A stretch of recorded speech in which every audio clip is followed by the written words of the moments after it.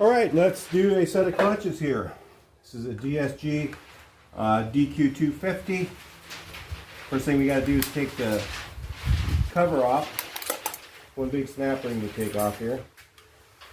Your new kit should be, where I get these from Cascade German, and it's because they have the best price and the top quality parts. Both. Yeah, you can get good stuff cheap if you inexpensive. It's about 500 bucks for this set. Who knows what it'll be when you watch the video. Cover comes off like yay. They give you a new cover in the kit. Next thing you do is take off the second snap ring. Some people will mark this. I don't know if that's absolutely necessary, really.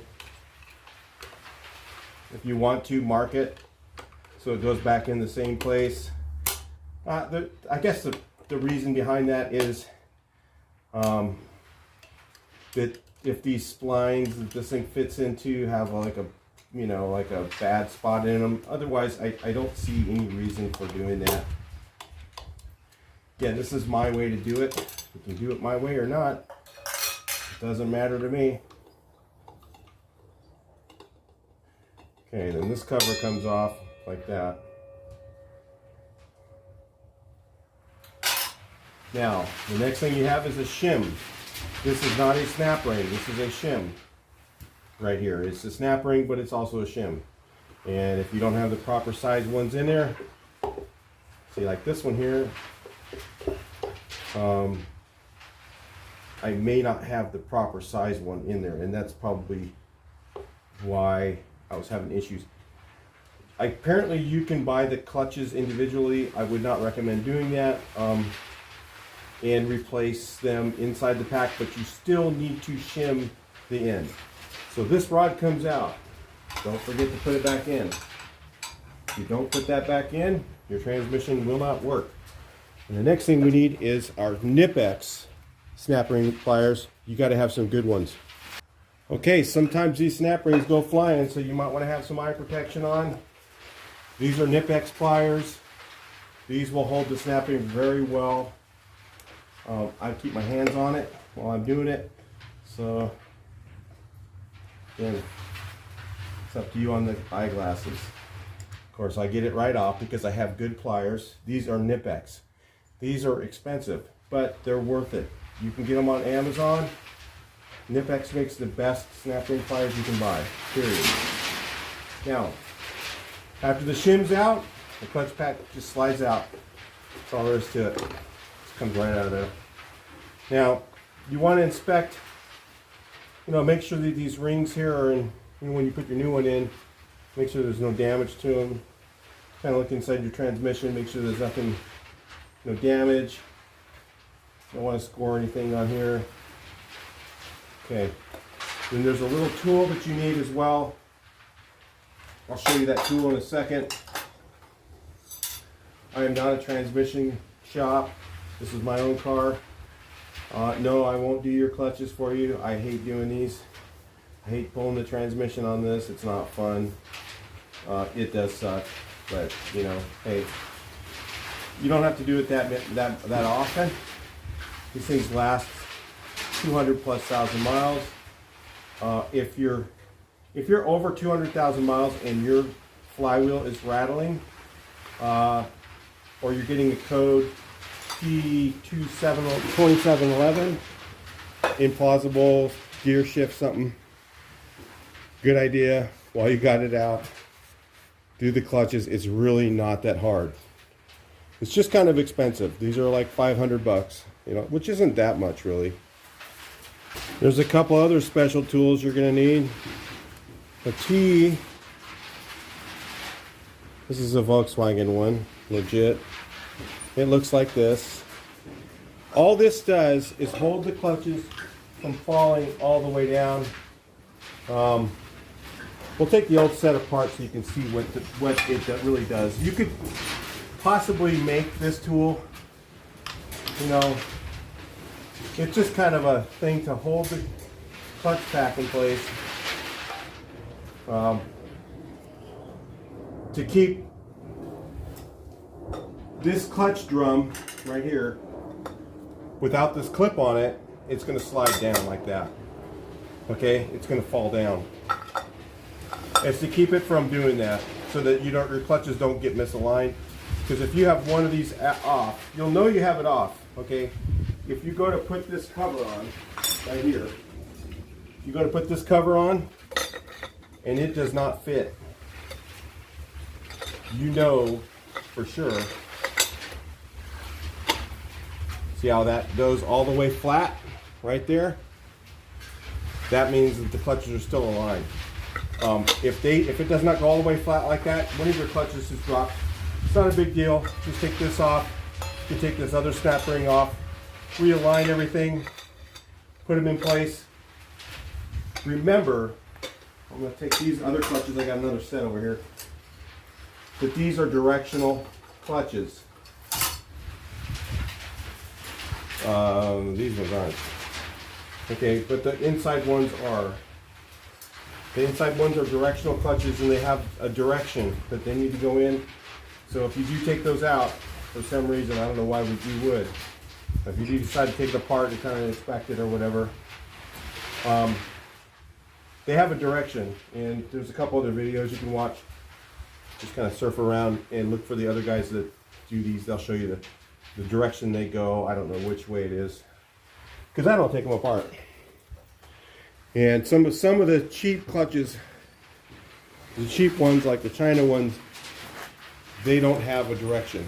So they're like this one, where they go both directions. You see how this one goes this way, then some of them go that way, then some go this way, some go both directions. These are bi-directional clutches, the outside ones. Or the ones that were in my car, I don't know. Or that were in that transmission. I have no idea what was in that transmission. So if you're not a cheap ass, and I would not cheap out on these parts, your parts are going to come in a box that looks like this, that says Volkswagen Group. Okay? Legit stuff. If it says made in China anywhere on it, I wouldn't put it in the car. That's just my opinion. But if you want to do your job twice, that's all on you, man. Brand new snap ring, brand new cover, German, original Volkswagen, Cascade, German, has the deal. You need these.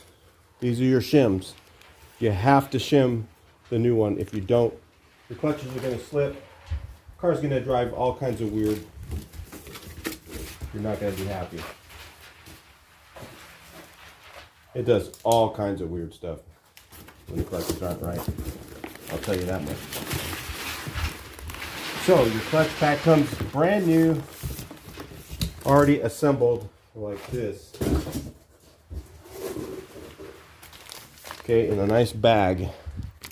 All assembled, clean. And we're going to keep this all 100% clean. We have a little bit of wind today, but I'm still going to be very careful. Don't drop this thing. You notice there's a lot of packing stuff in there, and inspect it carefully to make sure it didn't get, my box didn't look like it was damaged at all. So I did a pretty good job of delivering it. All important stuff. Okay, so the new clutch pack has all the snap rings and everything on it already. It sets down in here like this. Pretty simple. Remember, we have the shaft out. Good. You always end up pinching your fingers doing this, guys.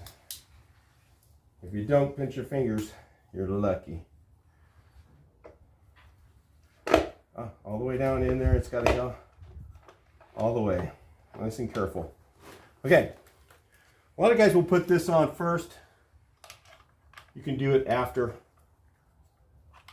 you want to. And what this does is this hangs on the side. This get you guys up nice and close so you can see what's going on.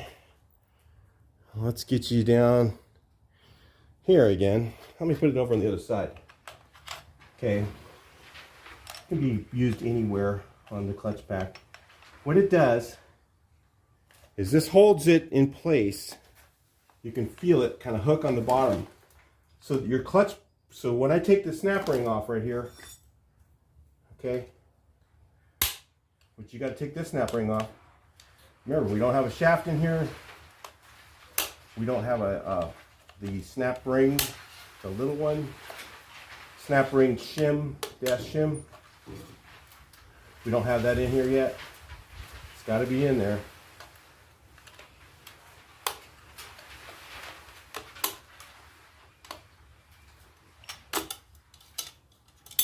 So this comes off. Now, like I said, so it did what it's not supposed to do. This thing moves. You got to be careful not to let that happen. My little tool didn't do its job. Do your job. Come on. All right. So that when you pull this cover off right here, this part of the drum does not drop down, so your clutches stay there, okay? So you want to remember which one is your new one, which one's your old. Now you need a dial indicator, which I do not have right now, so I'm going to take a little short break. Well, you guys won't know that, but just telling you. Some guys will mark this to put it in exactly the same place. Actually, this one is marked. If you look right here, it's got a little mark to put it right back in the same place.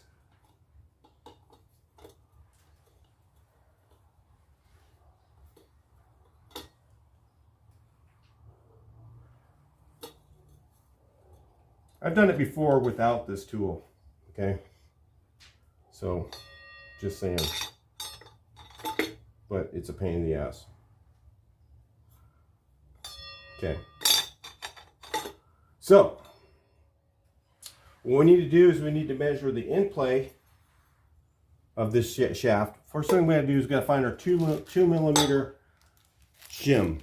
So you got to have a micrometer, a metric micrometer. Got to find your 2 millimeter shim out of here and install the 2 millimeter shim. That's why you want your Knipex pliers, because if you have cheap ones, that sucker's going to go flying somewhere. You're not going to find it. You're going to be an unhappy person. So get your good Knipex pliers. I gotta find mine. Right there.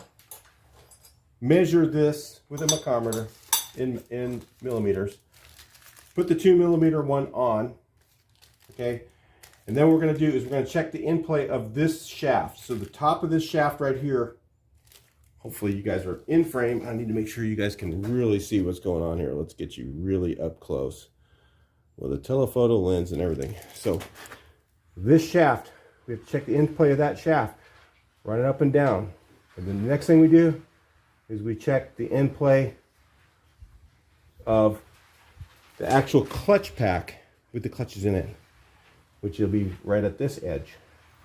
Okay, so you can see that right at that edge. Let me get something sharp. Right at this edge, right here.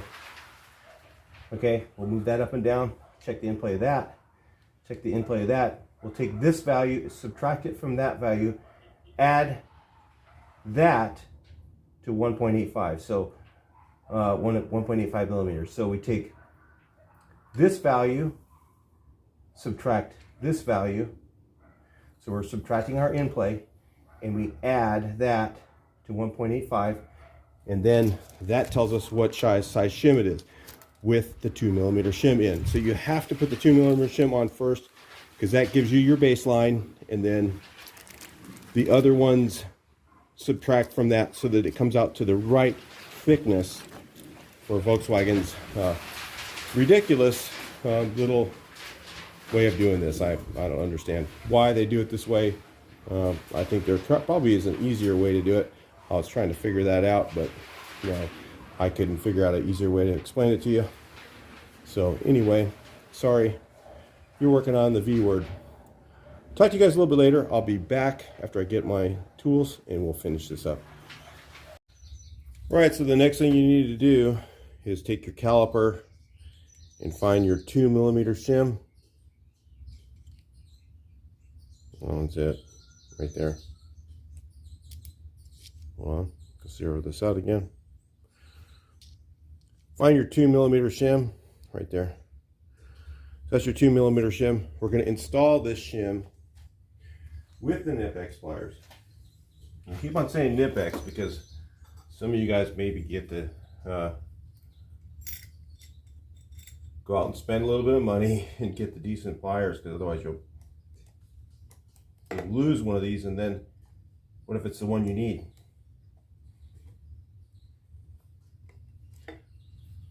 Hold on a second, let me get it. Still, you can see with the proper tool, it's still hard to install these.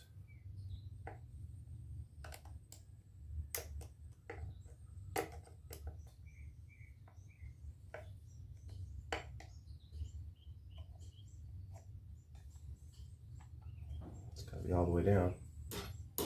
Not all the way down. Get something to bump it in. Just bump it into spot here. There it is. So, they have these at Harbor Freight Tools. This is all metal. This is metal, it's not plastic. Okay, pretty good, not bad quality. And then you've got to get the metric reading for this. So you can't, I mean, if you mess up on your math doing the doing this thing, you'll be doing it again. It's got to be right. It's Volkswagen. Everything has to be perfect. So then you set this up, loosen this guy up here, set it up on the top of the shaft. That's the end play of that shaft, okay? So I'm going to set it up, zero it out right here. This is they have this in, this has metric and standard on it. Like I said, you can, the one that comes with it, this one is only imperial. So keep that in mind. If you use this one, you're gonna have to do some math. I just elected, I have another one too, but I was just there and I was like, you know what? This is like 30 bucks for this nice digital one. You know, so I bought that. Right, well, it has to be set up firmly on the top of the shaft. I'll bring you guys in a second. All right, so you can see it's on this shaft, the very top of that shaft. Let me zoom you in really good so you can see. On the top of that shaft. So we're checking the in play of the actual transmission first. So what do we got here?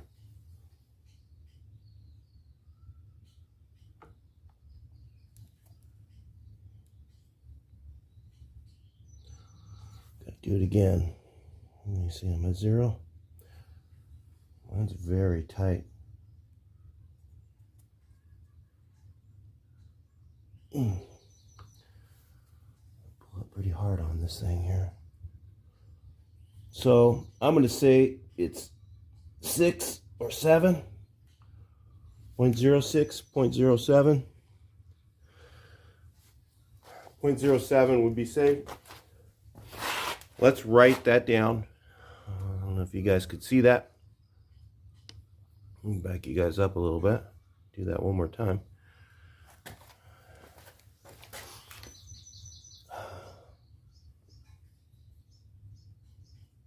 You gotta pull up pretty hard on this thing. 7. I bumped to 8 for a second, but I'm gonna go with 7. 0.07 millimeters. Make sure it's in millimeters. Let's see. Does that say millimeters there? Yeah, mm. Okay, it has to be in millimeters. 0.07. And we're going to write that down. Okay? So let's write it down. So we got our 0.07 written down. Now we're going to do the other measurement. We're going to subtract the 0.07 millimeters from the actual clutch pack thickness. So that's the next thing we're going to check. All right, so the next measurement you do, put it between the circlip, okay? What you're measuring is actually this surface, really. All this is all one piece from what I know, okay? And when this goes up, that's going to tell you the amount of the thickness of your clutches, and then you add that to the 2 millimeter or to the 1.85 millimeters, and that will bring it to spec. So what I'm going to do is pull up on it. You got to pull up pretty hard on it. So you got to have this thing set somewhere where it's pretty firmly mounted or whatever. The transmission, it's not, you know, it's not that easy to do. And like I said, this tool, all it does is just keep the clutches from going all the way down. If they drop all the way down too far and then you pull up on it and you don't get all the clutches in there, you're going to get a misreading, and then your clutches are not going to work properly. So having this tool is really a handy thing to have. Like I said, you could make it out of wood if you wanted to. All it does is just keep the clutches from falling. You could kind of figure out that distance and then, you know, come pretty close and it would probably work okay. But it is kind of tight in there to get it in and out, and you can get it in and out without you know, you don't have to have this in the hole and then put the clutch pack in. Some guys do it that way, but you can put the clutch pack in with the snap ring on it and then put this in place. That's probably the easier way to do it. And it stays there pretty well, except when you go to pull up on it, it's going to want to fall or move. So anyway, let's see if it does it. Well, hopefully I got this thing positioned so it's pretty firm and it'll stay.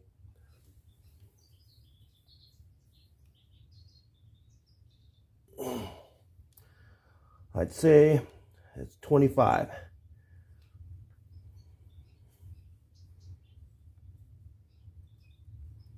Zero it that way. And push this down. And then zero this again.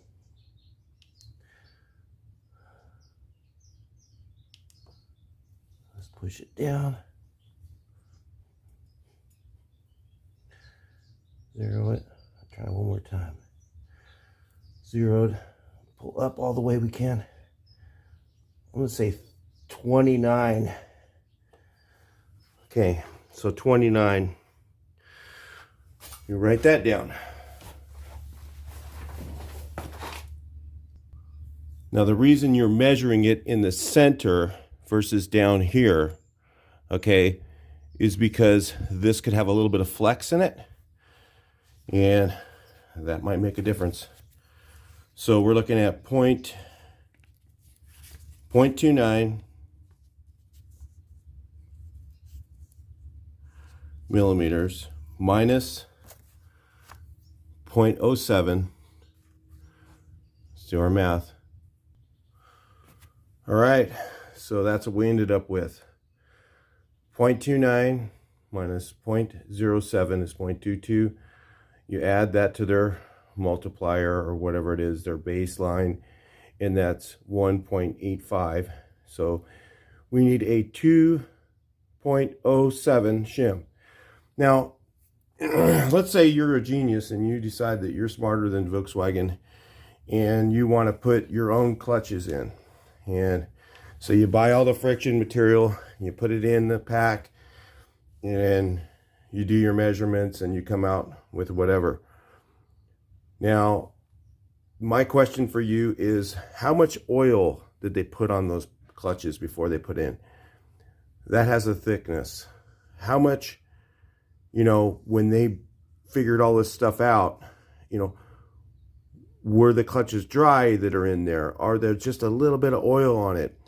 all that's going to make a difference in your measurement. And let me tell you something, this is a really tight measurement. This isn't much room. So that's a, what, not a quarter of a millimeter, you know, and they're very specific, you know, so I don't know. That's why I'm saying I wouldn't recommend doing your own clutch pack, you know, trying to build it yourself. It might work. You might be lucky. You might be smarter than them, but you might not be. And if you're not, taking out that transmission is a heck of a lot of work. And doing that twice is no fun. So what we got to do is go through all these here and look for the one that's the right one. That one might be it. How about that? I'd say that one's it right there. Take our 2007. There's going to be one. It might be 0.1 millimeter off. You may not find the exact right one. But I'm going to go with this one because it comes right with our measurement. And put it in there. So I'm going to replace this snap ring with this one, because that was our 2 millimeter one. This is the one that we've measured to be the right one. I'm going to go ahead and replace it with that and put the cover back on. So with our tool still there, I got this one in my mouth. Why? Because then I know which one it is.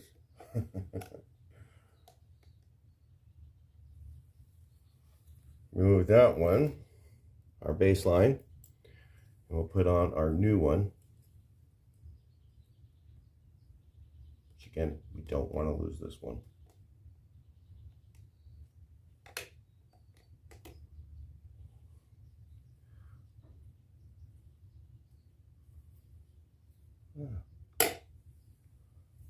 Make sure it's all the way on. No room for error here, guys. It's got to be pretty much right on the money.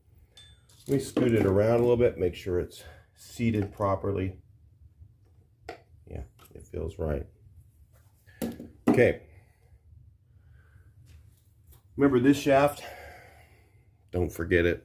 Your car ain't going to go anywhere without that. There's your oil pump shaft. Put that in. Put this back on. If you marked it, you can line up your mark.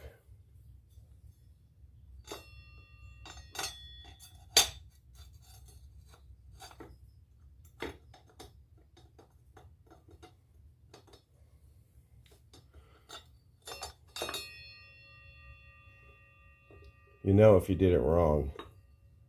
And there's my mark right there. So if I'm going to mark them, do them the same way.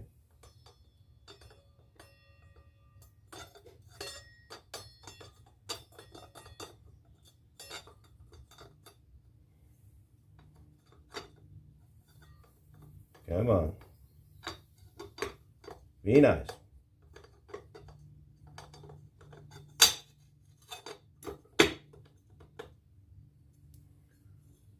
If I didn't, hopefully my clutches didn't drop on me. If the clutches dropped, you can take it apart, realign them, and make sure that they're all in there. They'll be all right when the snap ring fits.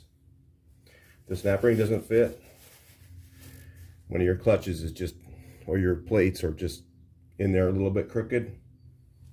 So, and if they're not, then I'm going to do all my measurements over again. So let me tell you something. You want to make sure it's right. It doesn't feel like it's all the way in. All right, I'm going to figure this out. I'll bring you back in. All right, second time. I'm just doing this twice to make sure. So this time I got 0.09. Before I got 0.07. So I think I've got, it's a little bit looser now. I think it was binding a little bit. If it, you know, if your little tool is a little bit, you know, cockeyed in there, just do it twice. You know, there's no way to do it. If you do it twice, you know, you're not going to be wrong. It's better to try and do it twice. So I decided to just do it again, just to make sure. So I put the 2mm in again. Now, first time I was at 0.07. This time I'm at 0.09. Let's do that. I think I've got a little more accurate reading now. The infamous Volkswagen do-overs. Okay, so you got to get it. So having the tool is really a good idea, because what happened on mine is I think they got a little bit just caught. The next clutch down got a little bit caught, and it gave me a false reading. So, you know, these clutches have to move freely so that when you go to put the lid on, the snap ring should just go right in place. If it doesn't, then you better just recheck your work. You know, it's got to be right. You know, it's not one of those things that, you know, you can half-ass. All right, that's what I'm saying. If you don't know the thickness of the oil on your you're doing your own, packing your own clutches, and you don't get that right, you know, you may not, it may slip when you're done and you did all this work. You know, it's better just to pay the extra $300 and just buy the pack, because you have to buy the shims. They're like $40 almost. Well, probably 40 or so with shipping, you know, for just the shims. So anyway, keep that in mind if you're going cheap. All right, let's see what this reading is. This again, on the other surface. We're gonna check it. Everything's moving freely. I think it was just barely caught on one of the clutches. So what do we got?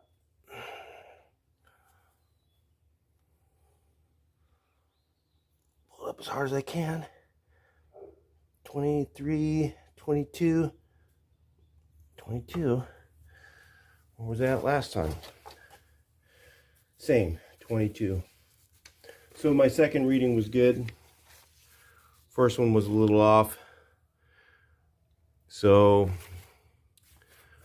0.09 minus that, minus 0.22. Let's add this up and see what we got. We'll do it one more time. I went ahead and pushed this down to make sure it was all the way down. Again, we're checking the total clearance. Careful not to pinch your fingers. 26. Yeah. Let's do it again. So you can't really do it too many times. It's got to be all the way down there. And then we lift it up. It's really hard to get your fingers in here. You didn't have big fingers like mine. 26, 27.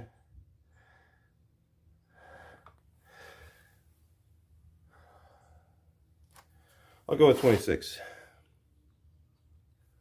I want to do it one more time. I said there's never a point to do it. It's better to, just in case I didn't get my fingers under here far enough and pull up hard enough.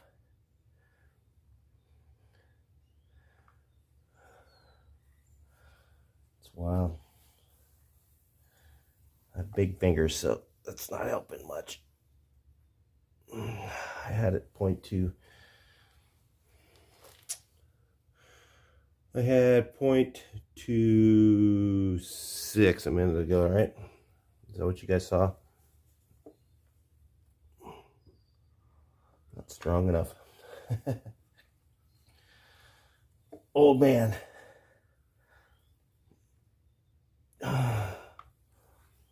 You guys can see it better than me. All right, let me get you guys out of the way and I'll take a look myself. All right, I was able to get a 0.27 out of it. So let's go 0.27 minus 0.29, 0.18 then. Is that right? Use my calculator. All right, so that's what I ended up on the second set of measurements. So probably even anywhere between there will probably be all right, but I'm gonna probably go with the tighter tolerance. Let's go ahead and see if I got a shim for that. We'll see what the shim sizes are, because they're I might have to go with the one I have, the 2.07. I don't think there's one in that size range. So I guess it's, you know, there's a little bit of room in there. This is what worries me. How the hell do you ever have a shim that small when you have to add 1.85 to it? Why is that even in here?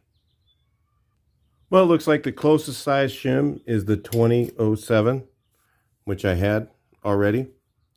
So apparently, you know, you just find the closest one you can to fit. That's what I imagine. I don't know how they figured this out. These are all Volkswagen stamped parts. So the new shim is installed, the 2007. We're just gonna run with that. It's gotta be right. Never hurts to check it twice, does it? Like I said, where the work's at is getting this tranny out. Okay, now the cover wants to go all the way down flat. That's good news. Have to pull up on it just a little bit to get it to seat.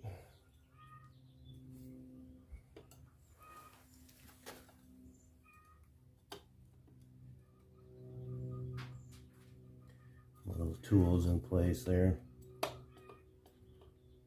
Yeah.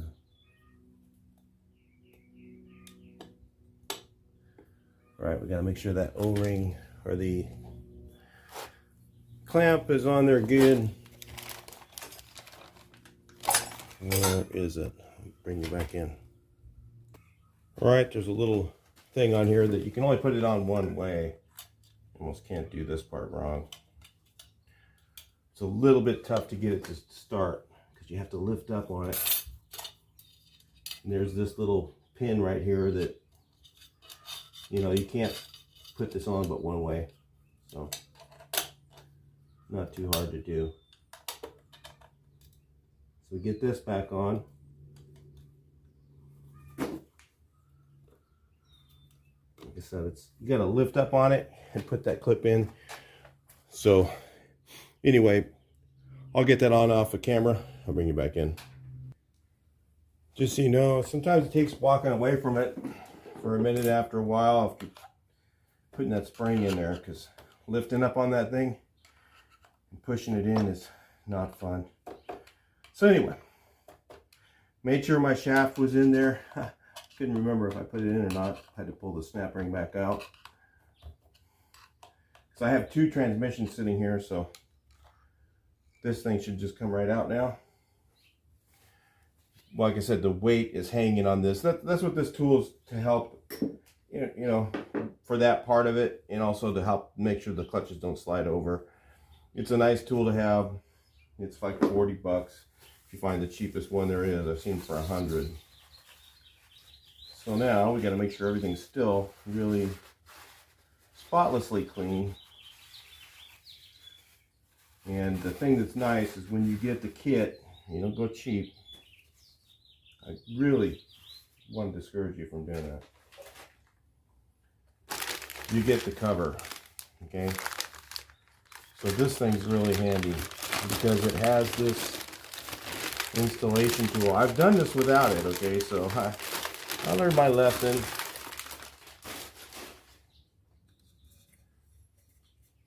Little oil on the seal, maybe. If I can get my finger down in there. A little finger of oil. Put it on the seal here so it slides into place better. And you have this installation ring for the middle seal. You can do it without it. Again, if you want to go cheap, you can. There's a way to do that too. It's really hard not to damage that seal putting it in. Okay, just letting you know, it is not easy. So you go like this. I'm gonna go ahead and oil this outside seal. A little finger full of oil. Hold it up and I'll bring it back in. So what this little thing here does, it's all oiled. I just ran my finger around the seal. What this thing does is just helps to keep the seal in the proper position while you're putting this on. And it does fit kind of tight. Again, it can be done without it, but it's a whole lot easier when you have that tool, that little plastic ring. put the new ring on, which also, again, when you buy the kit, it all comes with it. Make sure that you seat these snap rings. I took a hammer on the other one and I punched it to make sure it's all the way in, and there wasn't one little spot that was loose. They can come off, and it'll give you a few swear words on the road. You'll be like, God dang it, why didn't I do that?